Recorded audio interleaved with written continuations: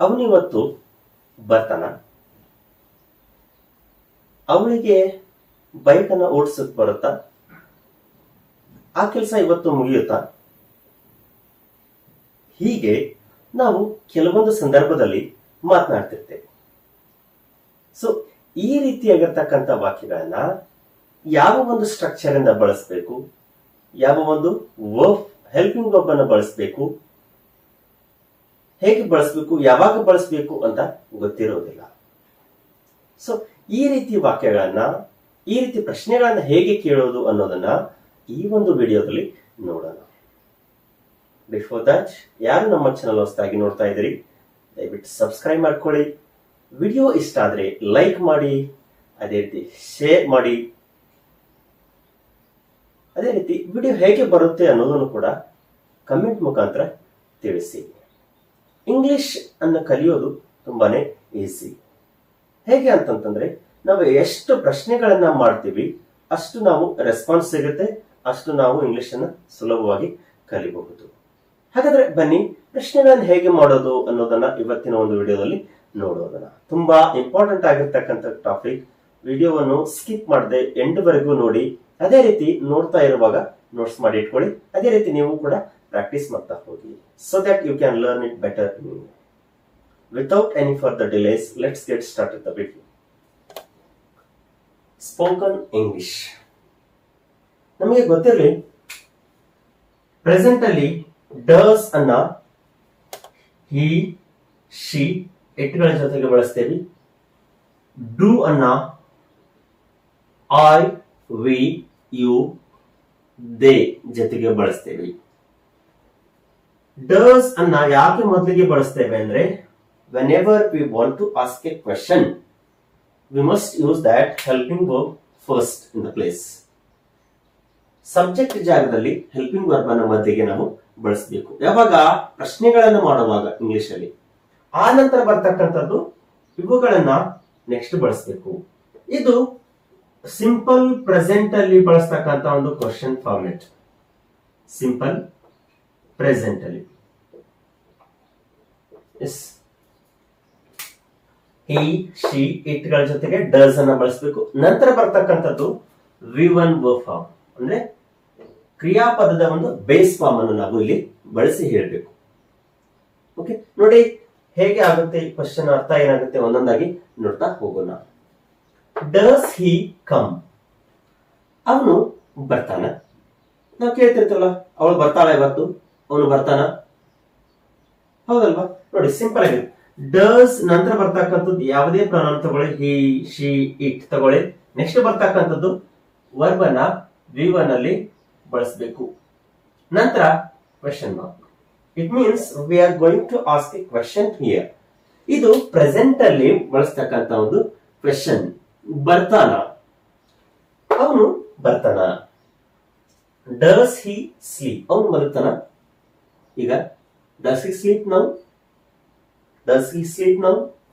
ನೋಡಿ, ಇಲ್ಲಿ ಮತ್ತೆ ನೀವು ಬೇಕಾದ ಯಾವ್ದಾದ್ರು ಅಡ್ಜೆಕ್ಟಿವ್ ಅನ್ನು ಹಾಕ್ಬೋದು, ಯಾವ್ದಾದ್ರು ಒಂದು ಸಬ್ಜೆಕ್ಟ್ ಅನ್ನು ಹಾಕ್ಬೋದು. Does he sleep now?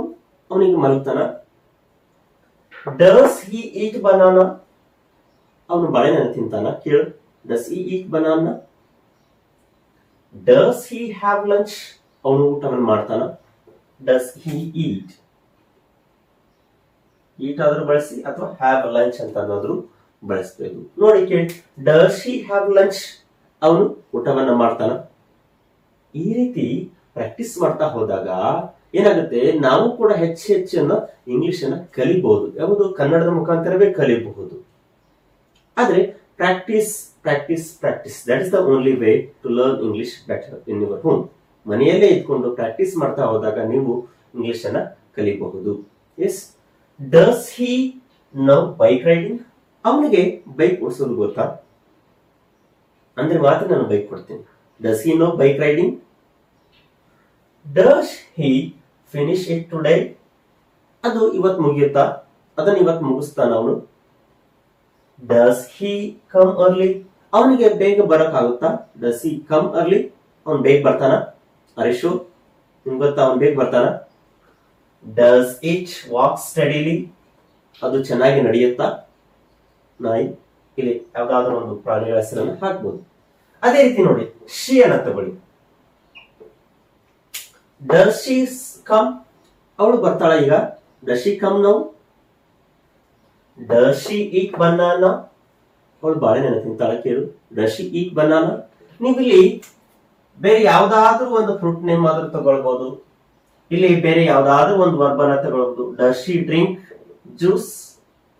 ನೋಡಿ, you can make many more sentences easily with this structure if you follow correctly, if you learn it correctly. Does she drink juice?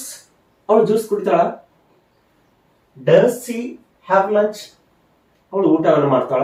Does she have lunch now? ಅವಳಿಗೆ ಊಟವನ್ನು ಮಾಡ್ತಾಳ. Does she know bike riding? ಅವಳಿಗೆ bike ಓಡಿಸೋದು ಗೊತ್ತಾ? Does she finish it today? ಅವಳು ಇವತ್ತೇ ಆ ಕೆಲಸವನ್ನು ಮುಗಿಸ್ತಾಳ. Does she come early? ಅವಳು ಬೇಗ ಬರ್ತಾಳ.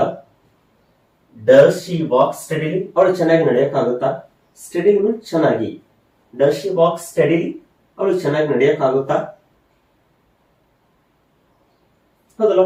ಈ ರೀತಿ ನಾವು ಕಲ್ತಾಗ ಏನಾಗುತ್ತೆ, ಇಂಗ್ಲಿಷ್ ಅನ್ನೋದು ತುಂಬಾ ಸರಳವಾಗಿ ಆಗುತ್ತೆ. ನೋಡಿ, ಏನಿದೆ, ಮೊದಲಿಗೆ ಡಸ್ ಅನ್ನೋದನ್ನ ಒಂದು ಹೆಲ್ಪಿಂಗ್ ವರ್ಬ್ ಆಗಿ ಬಳಸಿದ್ದೇವೆ.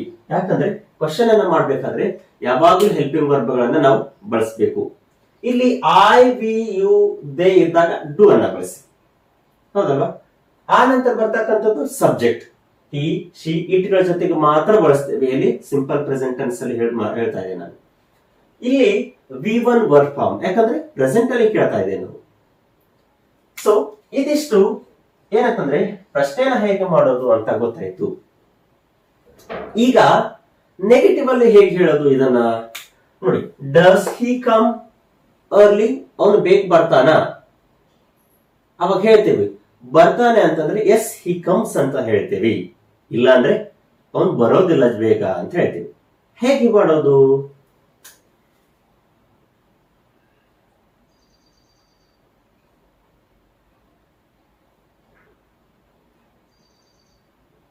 Now he doesn't. ನೋಡಿ, ಈಗ ಒಂದೇ ಗೊತ್ತಾ. Does he come? ಅವನು ಬರ್ತಾನ? Now he doesn't. ಇಲ್ಲ, ಅವನು ಬರೋದಿಲ್ಲ. Does she eat banana? No, she doesn't eat banana. Doesn't.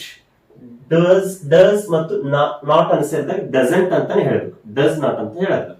Does he have lunch? ಅವನು ಊಟ ಮಾಡ್ತಾನ? No, he doesn't have lunch. ಊಟ ಮಾಡೋದಿಲ್ಲ. Does she know bike riding? ಅವಳಿಗೆ ಬೈಕ್ ಓಡಿಸೋದು ಗೊತ್ತಾ? No, she doesn't. ಇಲ್ಲಿ ಹಿ ಬದಲಾಗಿ she ಹಾಕಿ, ಬರೋದಿಲ್ಲ. Does he finish it today? ಅವನು ಇವತ್ತೇ ಆ ಕೆಲಸವನ್ನು ಮುಗಿಸ್ತಾನ? No, he doesn't. ಅವನಿಗೆ ಆಗೋದಿಲ್ಲ, ಅವನು ಮುಗಿಸೋದಿಲ್ಲ. Does she come early? ಅವಳು ಬೇಗ ಬರ್ತಾಳ? No, she doesn't. ಅವಳು come early. Does he sleep now? ಅವನಿಗೆ ಮಲಗ್ತಾನ? No, he doesn't. ಅವನು ಮಲಗೋದಿಲ್ಲ. Does she sleep? ಅವಳು ಮಲಗ್ತಾಳ ಈಗ? No, she doesn't. ನೋಡಿ, ಇಲ್ಲಿ ಕ್ವಶನ್ ಅನ್ನ ಮಾಡಿದ್ವಿ, ಇಲ್ಲಿ ಉತ್ತರವನ್ನ ಹೇಳಿದ್ವಿ. ಎಸ್ ಆರ್ ನೋ ಅಂತ ಹೇಳಿದ್ವಿ. ಅಂದ್ರೆ ಎಸ್ ಇದ್ರೆ ಎಸ್ ಅಂತ ಹೇಳ್ಬೇಕು, ಇಲ್ಲ ಅಂದ್ರೆ no he doesn't, no she doesn't.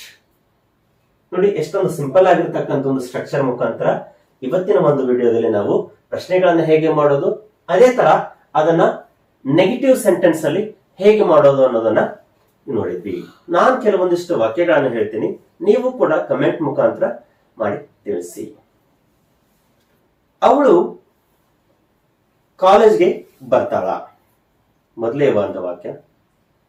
ಅವನು ಆಫೀಸ್ಗೆ ಹೋಗ್ತಾನ ಇವತ್ತು? ಅವಳು ಇವತ್ತು ಕಾಲೇಜ್ಗೆ ಬರೋದಿಲ್ಲ. ಅವನು ಮದುವೆಗೆ ಹೋಗೋದಿಲ್ಲ. ಈ 4 ವಾಕ್ಯಗಳನ್ನ ನೀವು ಈ ರೀತಿ ಒಂದು ಸ್ಟ್ರಕ್ಚರ್ ಮುಖಾಂತರ ಕಮೆಂಟ್ ಮುಖಾಂತರ ತಿಳಿಸಿ.